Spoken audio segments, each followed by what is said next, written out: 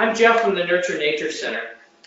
Because of COVID-19, we've had to close our doors, and we can't let the public in the building right now. We don't know when we'll be able to again, but that doesn't mean we have to stop presenting science.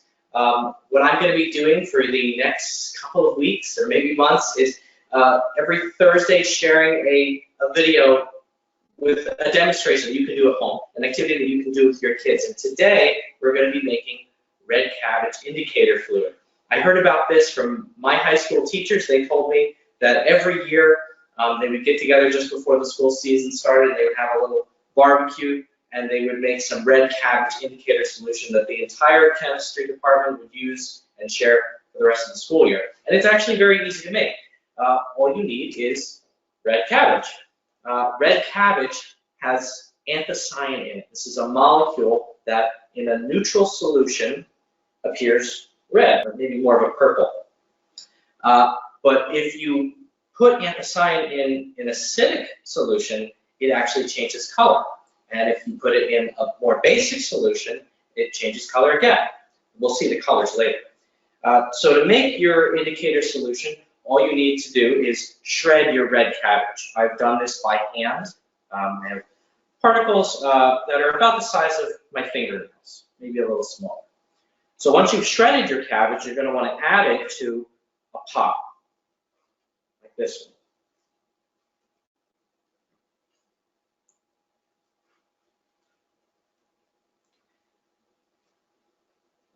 And then you're going to want to take some water and pour it over your shredded cabbage.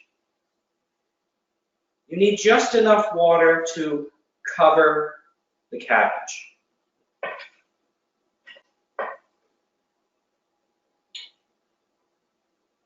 Now I'm going to put the heat here on medium-high.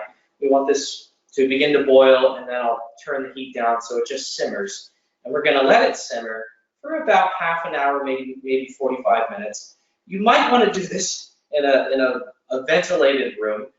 There's nothing harmful coming out of here, but some people don't like the smell of cabbage. I personally actually really enjoy it. We just celebrated St. Patty's Day, and I had some cabbage then. So after this, as this sits, as it sort of steeps in the hot water, the anthocyanins in the leaves start to go out into the water. And you'll know that this is happening because the anthocyanins will start to turn, the cabbage will start to turn gray. And the water itself will start to turn purple. And after half an hour has passed, we're going to take this liquid, we're going to turn off the heat, and then we're going to strain it into a bowl so we can strain out the leaves. And what we'll be left with is our red cabbage solution. I have a whole jar of it here. So while we're waiting for our red cabbage to turn purple so we can use it as indicator fluid, we can talk a little bit about what acids and bases are and how we measure them. So when we're trying to measure an acid or a base, we're measuring its pH, or its potential of hydrogen. This is just the amount of hydrogen ions that are in our solution. Now, pH goes from a scale of 0, and that would be the most acidic materials, the most acidic solutions, all the way up to 14, that would be the most basic. And in the middle would be 7, that would be neutral.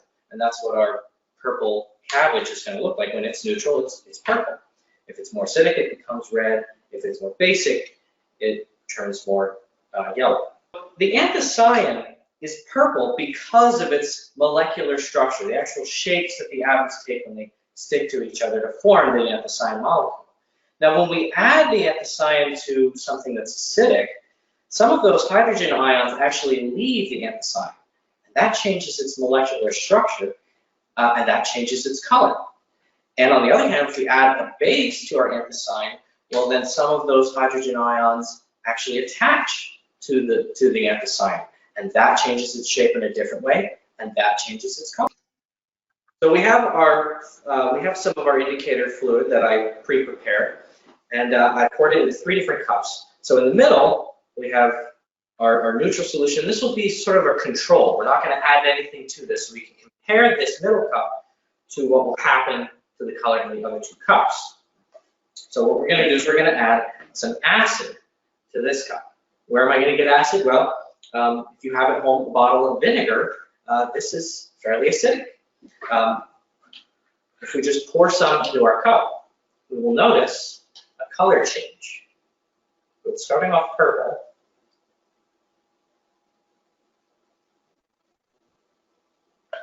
And it's now turning very pink. You should be able to see that color against the white backdrop there. Again, compare it to our neutral solution.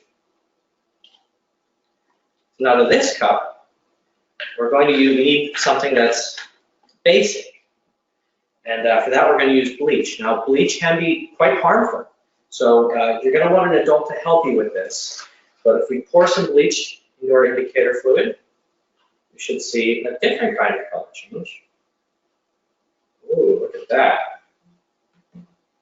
It's turned yellow.